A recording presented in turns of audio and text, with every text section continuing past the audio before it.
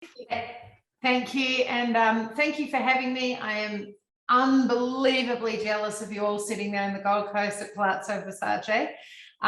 But you know, that's how it rolls and how we roll. So I hope, I can't really see your faces, but you look like you're having a lot more fun than we are down in Sydney.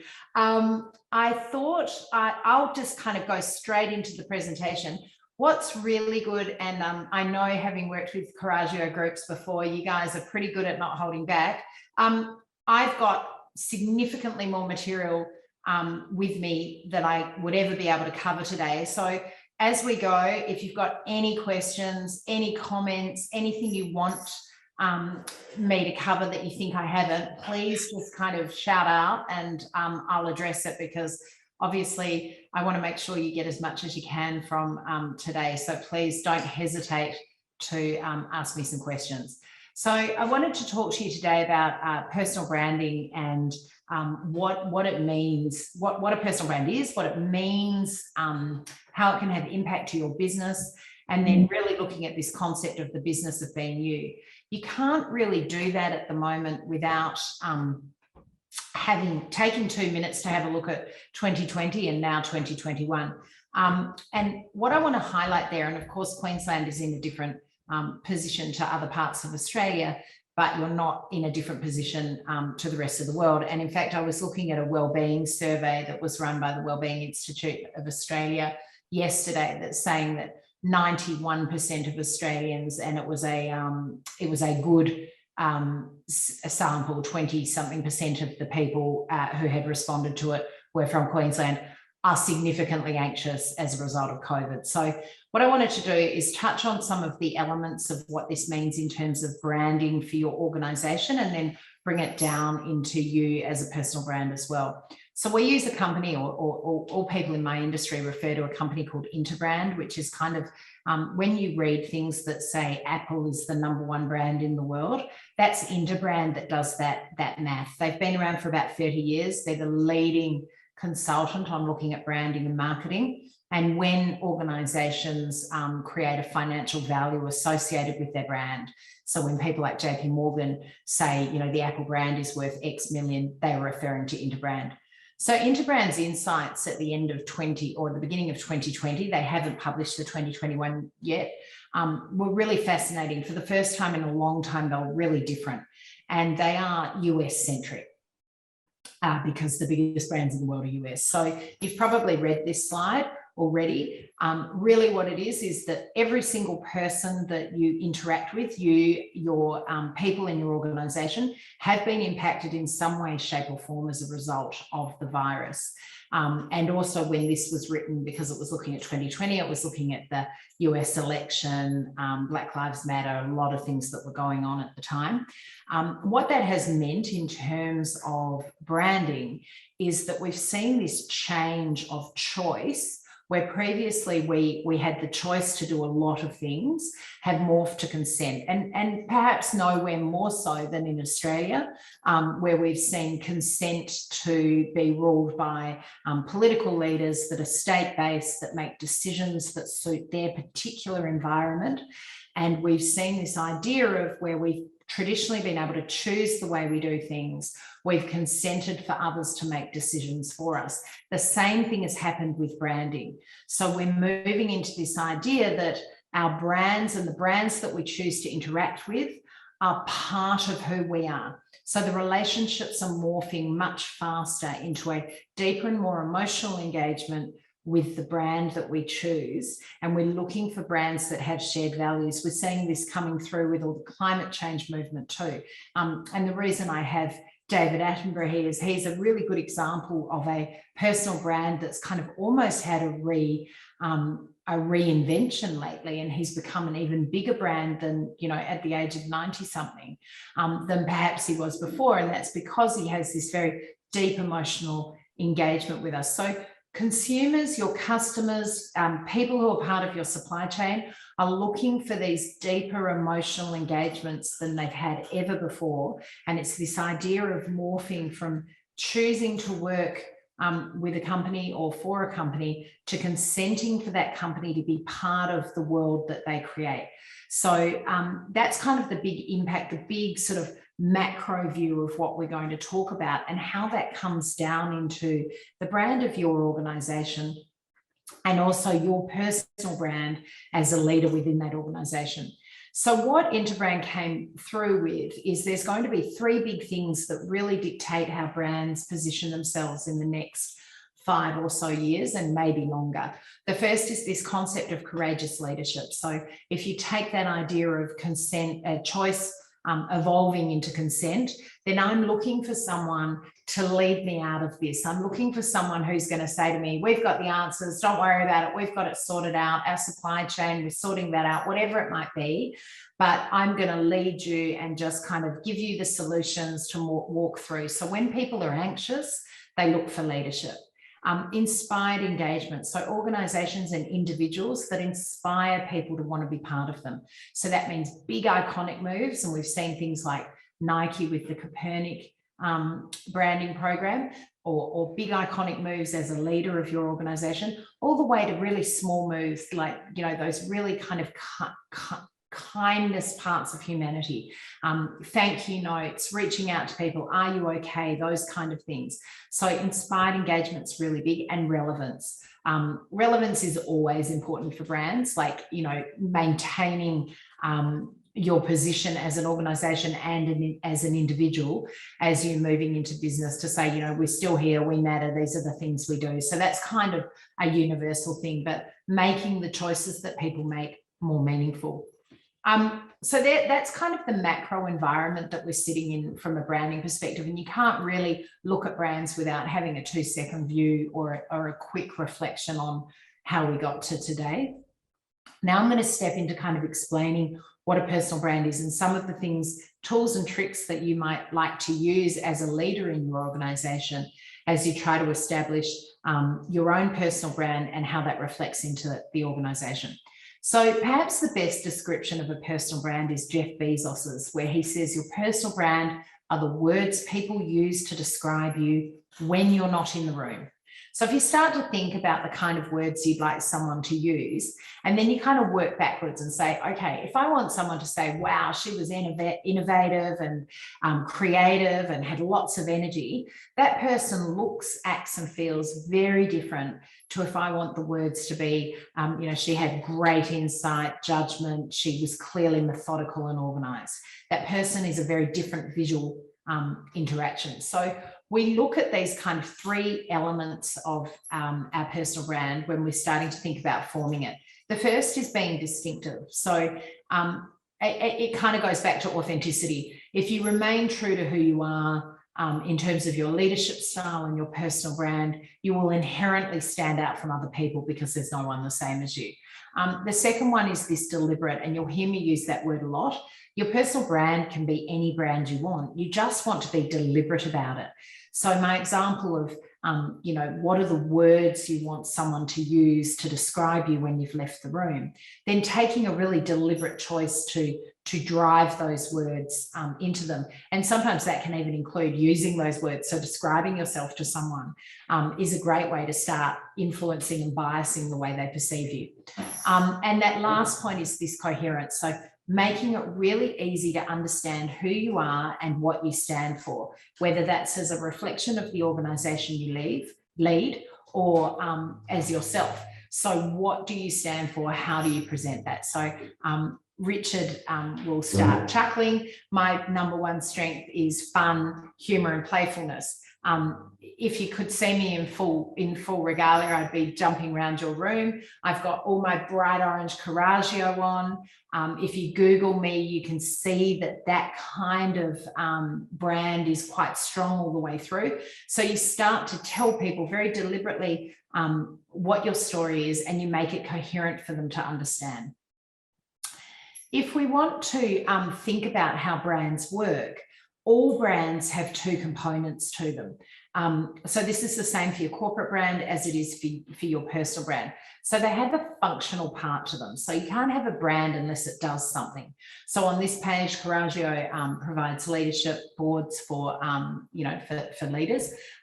Google provides search engine, and McLaren makes cars.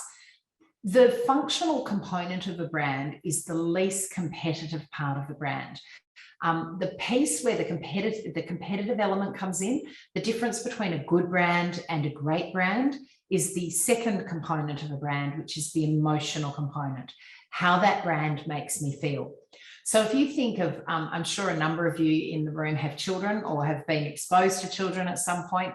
If you try to tell a teenager or even a child probably from about 8 onwards, that a pair of Nikes are the same as a pair of sneakers from Big W, good luck. So, functionally, the sneakers will do the same thing. Chances are they were even manufactured in the same factory. But that child will tell you a million different reasons why they need the Nike sneakers. And Nike's able to charge $250 for that, whereas Big W is sitting at $20 price point. And the delta, that $230, is largely the emotional component of the brand, how that brand makes someone feel. By driving a McLaren, people will think this of me versus driving a Nissan. And the same with the Nikes. So with your personal brand, as with your corporate brand, the investment and the delta between a good brand and a great brand is the emotional component, how interacting with you makes people feel.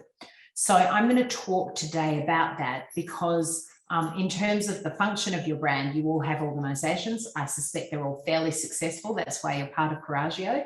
So the functional piece is done.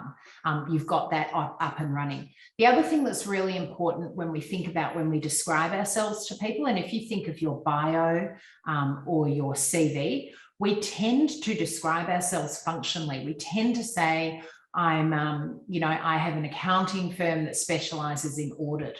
That's the functional side of the business, and it's the least competitive.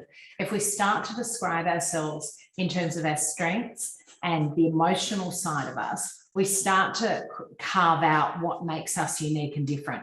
And when you start looking at things like deriving the purpose, etc., of your business, looking at that emotional side is really the important bit. Remembering back to the fact that people are wanting to build your brand and to have this kind of emotional engagement with you. So if we start to look at what creates a personal brand, if I've got you starting to think, oh yeah, there's some sense in what she's saying, you want to kind of have a look at, just like if you came to me and said, hey, Emily, I've got this great pair of sneakers, let's build a brand around it. When you start to think about your personal brand, you have to look at what makes you you as a human in order to start to think about branding it. So we use this site model that's been around for a great amount of time. And I probably should have said at the beginning of this, everything I'm going to present today is based on real research from real universities. I'm not going to give you kind of comments like winners go to winners. I'm going to give you, properly researched facts. So this is a site model that is used to kind of help us understand what makes us us. And it says there's 5 parts to me. The first part is the authentic or empirical me, the me only I know. So there's elements of me that I take to work, elements of me that my family knows. There's elements of me that's social, but there's this whole me that only I know. You might call it your soul. You can't really change it, and it forms the basis of who you are. Then we layer on top of that our historical or cultural self, the me, the sort of reasons for me. So this is where you grew up, where you went to school, where your parents came from, cultural, religious, ethnic, all of those kind of elements, where you worked before, what brought you to today. Your historical and cultural self also you can't change because it's effectively your past. What's important about the historical and cultural self is it's what we use as humans to create a projection of someone. So we find out that someone, so for example, before I started BNY, I was on the executive team at AGL. So my background is marketing and branding, and I worked on was an ASX 50 back then. what that does is, by me immediately telling you that, all of your brains will be kicking off certain perspectives about what you think I know, what you think I might be good at. You might think I might be smarter than you did before. You might think I might be dumber than you did before. But there will be all kinds of views that you have just by getting a fact from my past. So what's really important about your historical and cultural self is people use that to inform their perceptions of who you are. So it's where biases kick in, positive or negative. The next part is where you start to have control over what you are showing the rest of the world. So the idea is that I have this authentic and historical self, then I start to add things to it, which is my extended self, which projects something to the world and gets closer to the ideal self that I want to be. So the simplest way to think about extended self is costume.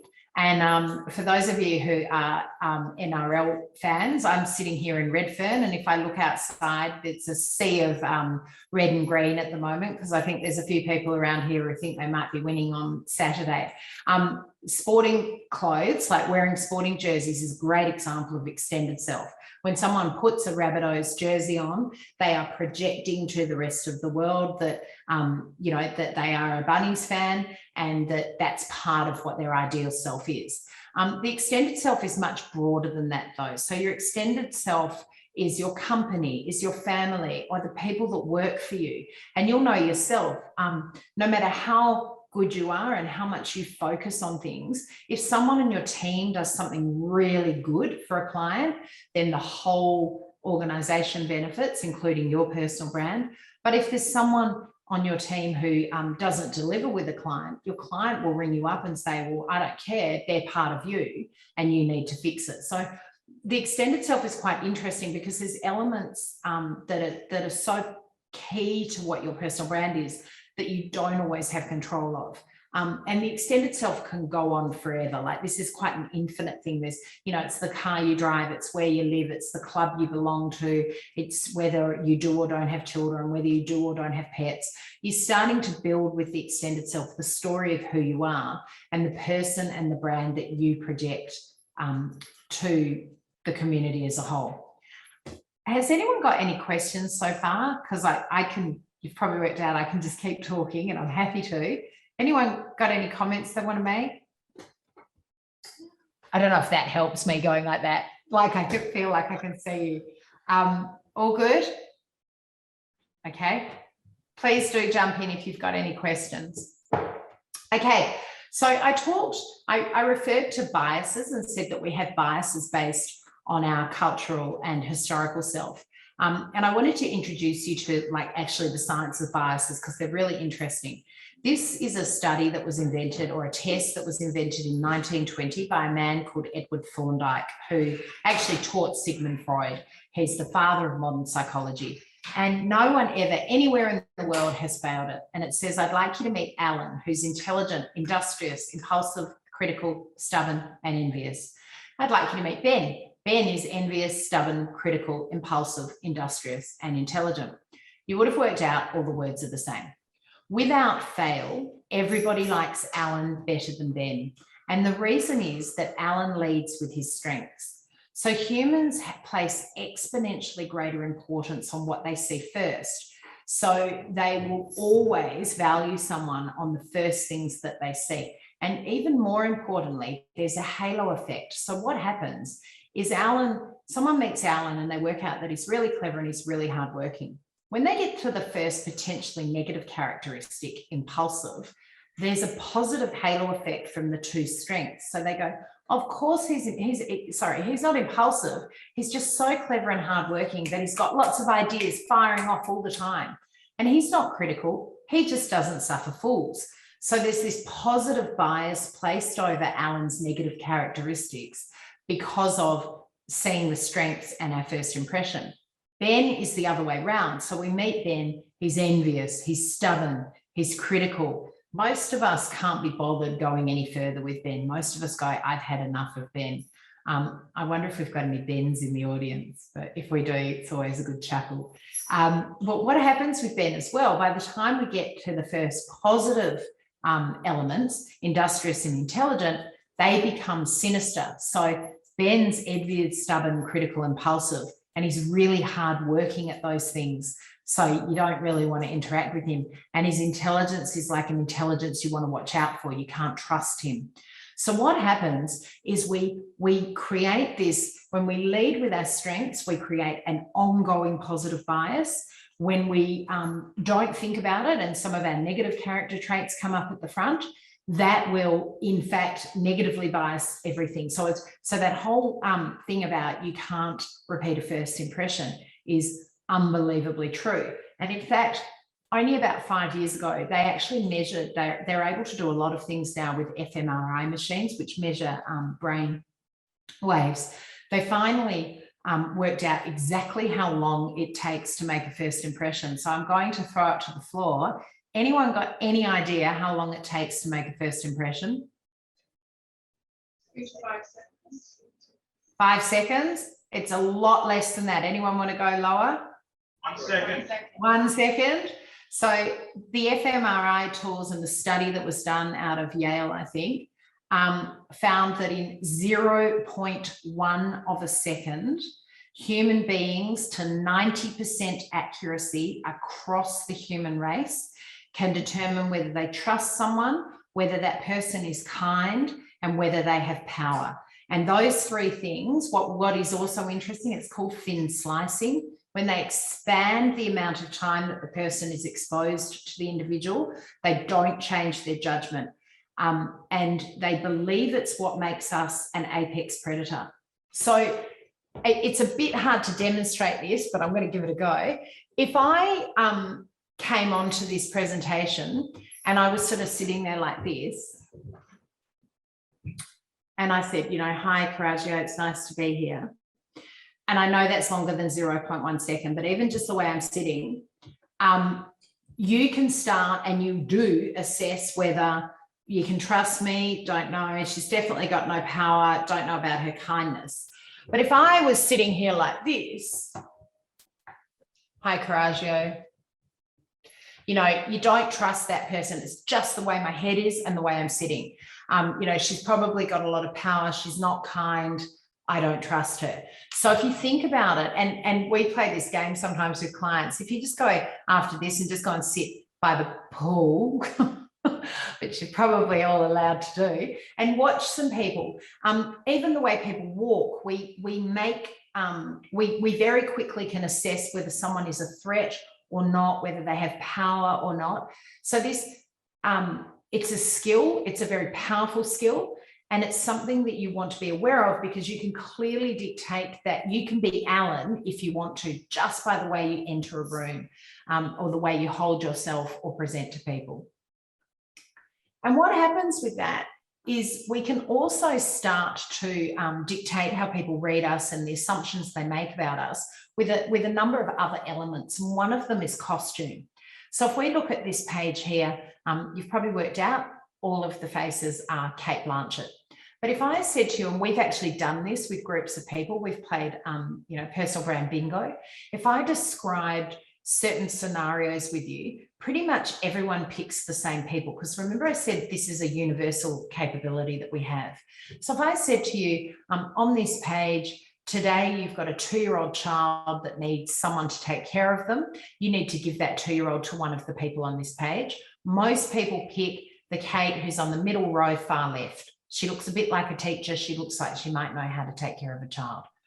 If I say to you, your business has done amazingly well, you've got this huge bonus, you might want to start thinking about how to invest it. Most of us go to Kate in the middle, 3 from the left or 2 from the right. She's sitting there. She looks like some kind of an investment banker. There's graphs behind her. She looks like the one that you'd go and give your money to.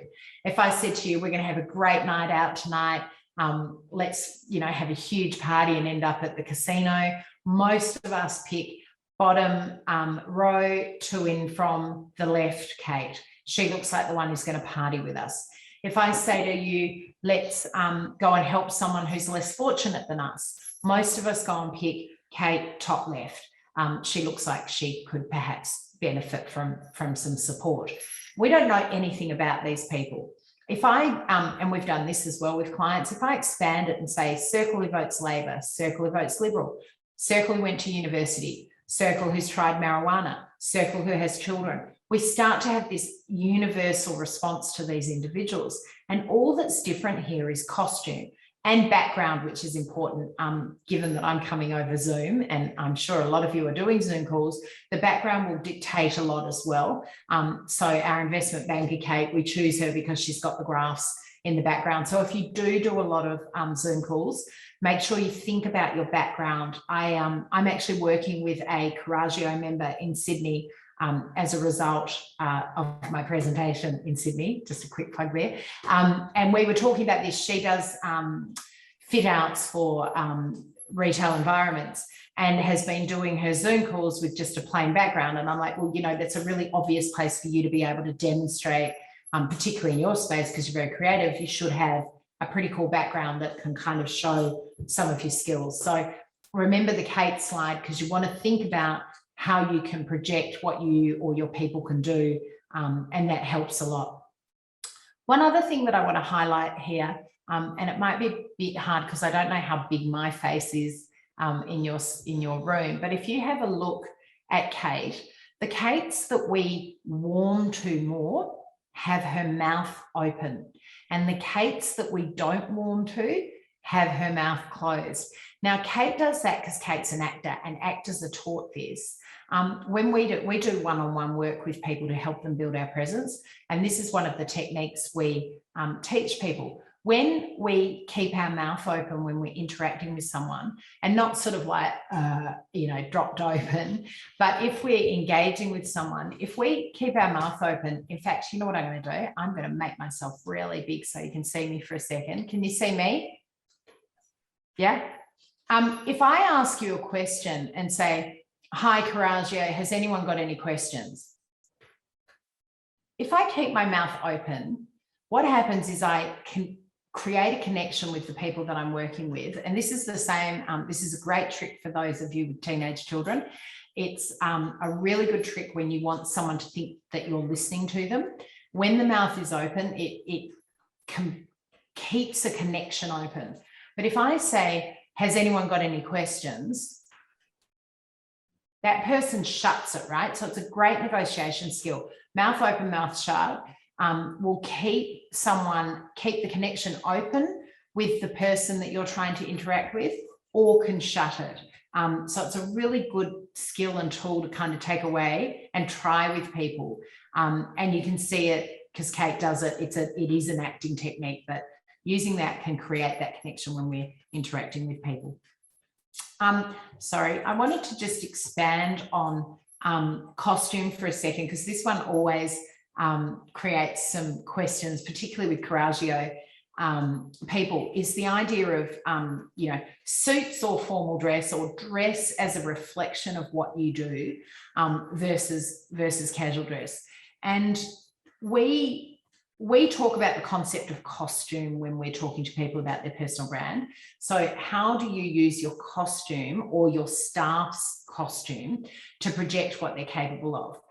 One of the things to remember is formality tends to project more capability. So in Harvard, some psych students, from Yale, did a pretty significant experiment, which was kind of the first piece that started looking at this in terms of formal clothing. And they did it with men, and they had 128 men who were aged 18 to 32, and they were from different backgrounds. They brought them into a negotiation, and they were split into 3 groups. So one group wore suit and tie, one group wore whatever it was that they'd arrived at the research piece in. So that tended to be kind of khakis and polo shirts because it was America. And the other group wore tracksuits, sweatsuits. They were put into these negotiation strategies where they had to negotiate a financial outcome. What happened was, across the board, the people wearing suits negotiated a better deal. In fact, on average, they gave So they gave 830,000 away compared to the sweatpant people who gave 2.81 million away. So when they had to give in the negotiations, it was a factor of a couple of $1 million in terms of the negotiation. And the reason is at a psychological level, when we are more formally dressed, we tend to see the bigger picture. We tend to have, we tend to kick off biases in other people. So that thing that I was talking about before in terms of creating a bias. So people assume that when we are more formally dressed, we are smarter, people make an assumption on our ability to be stronger, like to be potentially more, not aggressive, that's not the word, powerful, like more powerful in a negotiation. So we can actually make the other party slightly, feel slightly smaller, which can be good when you're negotiating. And they found that when people are more formally dressed, they tend to be better abstract thinkers.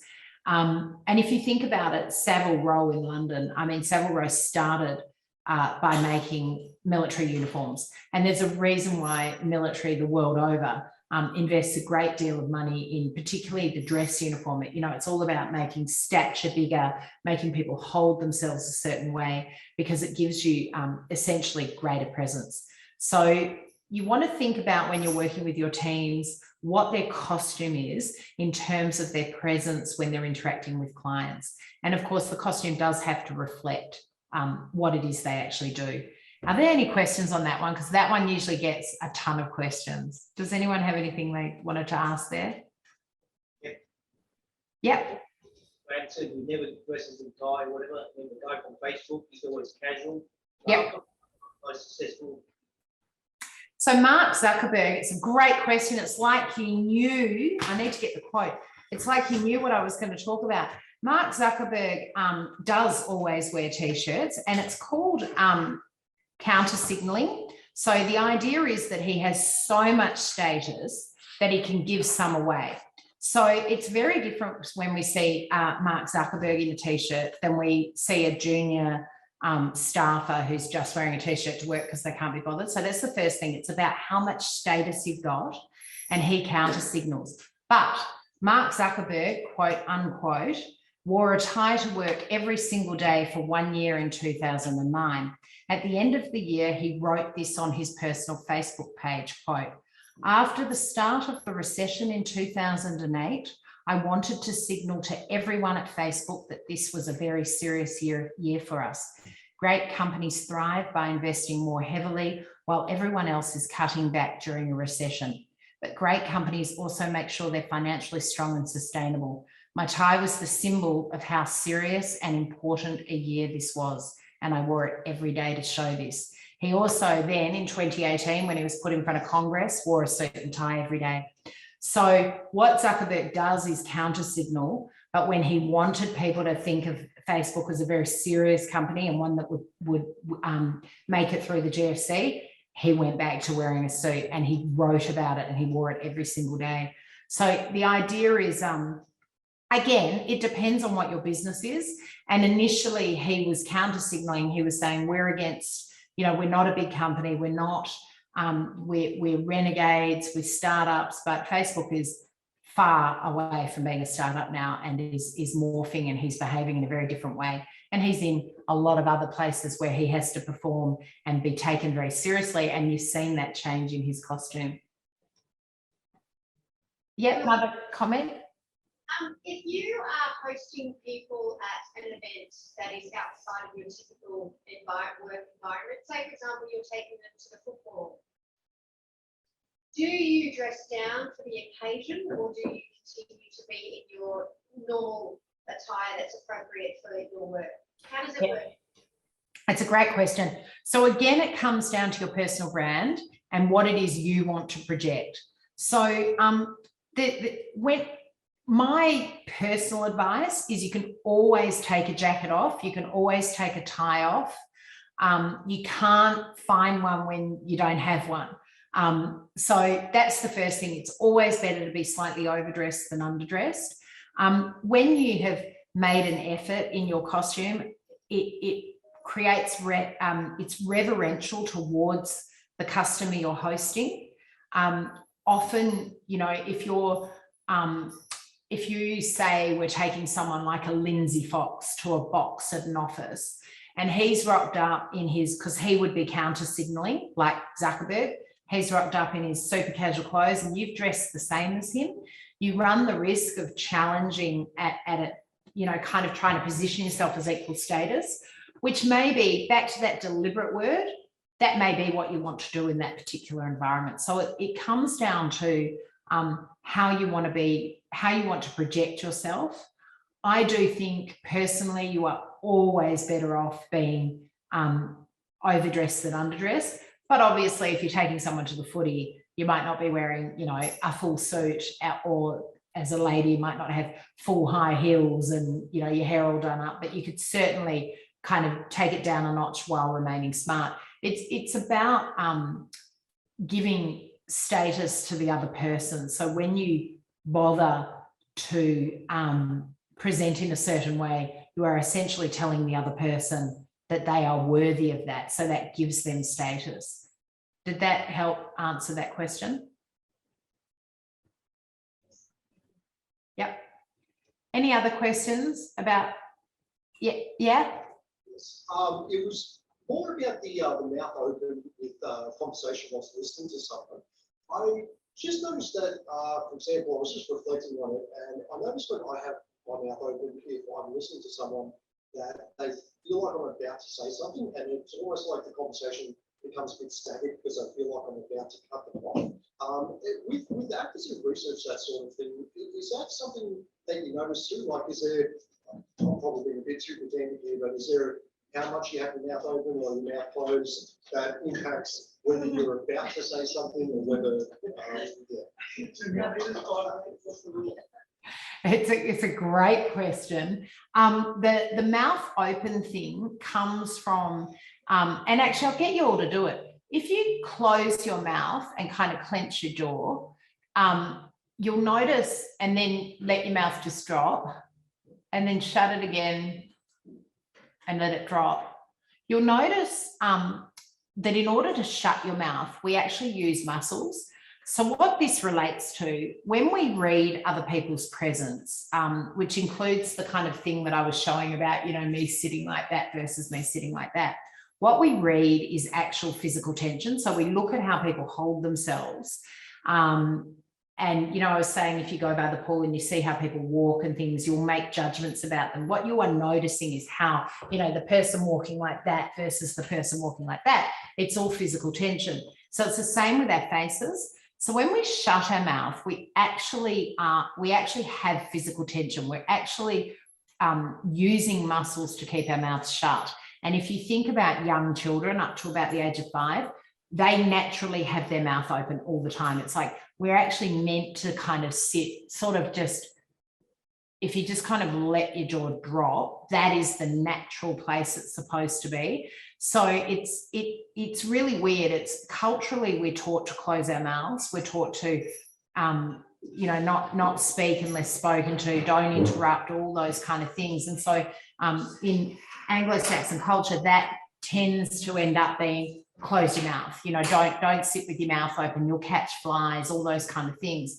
But actually, when you keep your mouth open just a little bit, it does keep that connection versus there is a difference between the person who's trying to speak, because you tend to open your mouth more. It's like, you know, as opposed to, I know you probably can't see my face properly, as opposed to just leaving it open like a little kid does. It's that kind of, and just try it. Like it's quite counterintuitive, particularly for those of you who are, you know, well, you're all older, you're not babies, because we've all been brought up to kind of do that mouth shut thing. It feels weird to have our mouth open, but it is a great, when you're having an interaction, and remember, these are just skills and tools to use in situations that might not be going well with you. So try it. If you're having a interaction with a staff member or a customer and it feels like you're not connecting, just try the mouth open thing. It's a great, you know, and it does work. But of course, don't do it if you're not comfortable with it, because otherwise you'll just end up looking like you've got your mouth open, which may not work so well. Any other questions? do you instill some of these ideas into staff? Like obviously, you know, as a company, your staff have to represent you, your business. Is that a difficult thing to kind of get across? I mean, what's possible with that? Well, of course, the best thing is to, you know, do some personal branding workshops with BNY. And we have an online program, quick plug. I think just like you're going through, and I would suggest you do it. Humans in general love, one of the reasons we have a very successful business is people love this stuff. They're very interested in it. It's universal. You know, when I learned this particular skill, I started to use it when interacting with my teenage son, and it really worked. So it doesn't have to be what you do for work. You know, being able to connect with people is a universal skill that helps in many walks of life. So my suggestion would be, you know, start small. You know, obviously you can do things like do training with people like ourselves, and there are other people that do this sort of stuff, but also start small with your team. Start introducing the concept of there are skills and tools that you can use that will psychologically impact your personal presence and how others interact with you. And it's a self-fulfilling prophecy, right? You learn these skills, you're able to influence people better, you create better connections with people. Basically, life gets easier. And so then you start to do more and more of it. So that would be my advice. It presented as a universal skill rather than this is to help us make more sales. We did a very significant workshop, a program of work with Broad Spectrum, and they came to us about 4 years ago, and they said they run all of the defence bases in Australia, and their people are like cleaners and ground staff and caterers, people who work in the kitchens. And they said, we want you to come and do personal branding and presence workshops. And we were like, wow, we traditionally only work with executives, and you know that's where all our work has been so far with people like Westpac and in executive workshops. Do you think this will work? And they pushed back on us and said, we believe this is a universal skill. So we ended up going to every defence base. I've been to some pretty cool places in Australia. Every defence base around Australia, working, you know, in the deep dark depths of Catherine and things like that. And we had like a 98% NPS from this, because people were just like, and people would come back and go, I worked, you know, I tried this on my son. I tried this on an officer because I couldn't get through. And it's a skill set that works across the board. So I would absolutely encourage talking to your staff about it and starting to bring in some of these elements because everyone likes to have more presence and impact. Any other questions? No? Cool. Okay, you're quite small on my screen. That's why I'm doing that. I'm trying to look for arms going up. Did I answer that question? That was okay? Yeah, good. Okay, thank you. Okay, so thumbs up after the liking. One of the things that I was just talking about connection and how we make connections. One of the things that makes people connect with us is the concept of people liking us, which is really basic, right? You go, oh, duh, well done. But what's really interesting with liking is we tend to like people who are really similar to us. So we like people that we connect with. So one of the things that's really important, and it goes back to what I was saying before about costume, about your background, you want to make it really easy for people to create connections with you. You want to wear things about yourself around you so that people can go, oh, you know, Emily, I see you've got a painting behind you. What's the painting of? So that people can create connections. Because what happens when we have things in common with someone, we trust them, we are more inclined to buy from them, we are more inclined to want them on our team, we will forgive them. So if you like me and I'm late, you'll go, oh, Emily's got a lot on her plate at the moment, you know, of course she was going to be a bit late. If you don't like me and I'm late, you'll roll your eyes and go, Emily was late again, she's always doing that to me. So liking is really, really important. And so you want to kind of work to build these connections. And what we find is we are more likely to agree with people that we believe we have this connection with. So this was termed psychological contagion, which was done by a man, if you like this stuff, Dr. Adam Galinsky. He's a professor out of Columbia, has done a lot of research in this space, and psychological contagion is one of his pieces. And what he found was he would get MBA students and he'd put them in a room together, and we would be told that me and the lady in the front in the green dress, she and I were told that we both had the same star sign. And what would happen is I'd start to present to the group and she would agree with me because she felt that we had something in common, even if she ticked a box beforehand that said she doesn't believe in star signs. And star signs are really interesting. I don't believe in them until someone tells me they're the same star sign as me. And I go, oh, of course you are. Yeah, I can see that. So we like to create, because we're very tribal. And so he found that what would happen was people would start to agree with each other, even if I started to say things that were wrong. And then Dr. Daniel Kahneman and Amos Tversky took this research even further. Kahneman is the first psychologist to win a Nobel Prize in economics. He's kind of the brains behind behavioral economics, which is a lot of this stuff. And they found that when we have these connections, when we go through times of stress, the connections bond and kind of harden, which is really important because when you're working with your customers, things don't always go well. So the more you can weave connections with them, the more likely when things don't go well, they are to bond. So for example, if I say to you that you're all part of Coraggio Gold Coast in a room together, you're like, whatever, that's great, I got that. But if I get two of you and I put you on a bus, excuse me,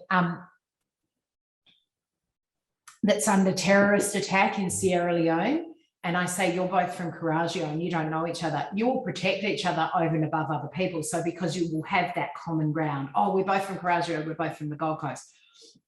So you want to create as many connections as you can with people and with your clients in order to create that basically unbreakable bond. It's a really important element of how we create these connections with people. And I'm going to end on this last slide here where I'm going to talk to you about, this is a model that was developed in 1967 by Dr. Albert Mehrabian, who's a psychiatrist out of UCLA. And what he was doing is he understood this concept of liking. He knew that we create bonds when people like us. So he wanted to understand what the science of liking was. Is there actual science to whether someone could like me? And what he found was my ability to make you like me is based 7% on content, what I say, 38% on how I say it, and 55% on my physical presence. Physical presence is costume, how I move, those things I was talking about in terms of, having the mouth open, etc., how I shake your hand, how I walk into a room. Voice is really interesting because in Australia, we do a few things with our voice that aren't great. We have a thing called a high-end inflection that we do across the board, across every state, across every sex. So men and women do it. And The Guardian found that you're 30% less likely to make it to the next round of a job interview if you do it. And the high-end inflection is when we say, hi, Coraggio, my name's Emily Kucukalic. I'm dialing in from brand new you. I'm going to go up at the end of every sentence. I'm not entirely sure that what I'm saying is correct. So I'm just going to kind of throw it out there to you all. And you might think that I'm kind of nice, but it's not really a voice of authority. And Australians do that a lot. The other thing we do, which tends to be younger generation, linguists have fully attributed it to the Kardashians. It's called a thing called the vocal fry. And any of you who works with or is exposed to people who are about 25 or under will know exactly what this is. It's like when they fry what they say, and it's so good to present to you guys. Not surprisingly, research has found that people who do the vocal fry are considered significantly less intelligent and significantly less capable. So the vocal fry is a real thing, and it's tribal, and young people do it, and they need to do it to each other. You need to eradicate it in your team if they're doing it to customers, because it's not a particularly helpful way of engaging people and creating connection. And then the last bit on this slide, so we've got this 93%. If you think about it, that's kind of going back to where I was talking about emotional engagement. It's kind of the emotional side of how we engage with people. And then the 7% is the function and the content. What's important is they're not mutually exclusive. It doesn't mean that what I say doesn't matter. It means that if my 93% is working really well, then people are more likely to hear and listen to what it is I have to say. And of course, this was 1967, so this was prior to things like Zoom. So I would say that the 55% is probably a bit less important when I'm presenting like this. My voice is probably more important, as is my content. So I think I might just stop there and ask if there's any more questions. In the science of what you talked about, who would be the people that you guys would pick out as experts in this field, like whether they're celebrities or politicians, past or present? Who does the intelligentsia point out? So there is a person who actually kind of invented the modern concept of presence called Patsy Rodenberg. She's actually a drama coach. And a very, very famous one. She works with like the best theatres, because a lot of this comes from theatre, which is really interesting. But she worked with Team Obama. So Obama had training in this.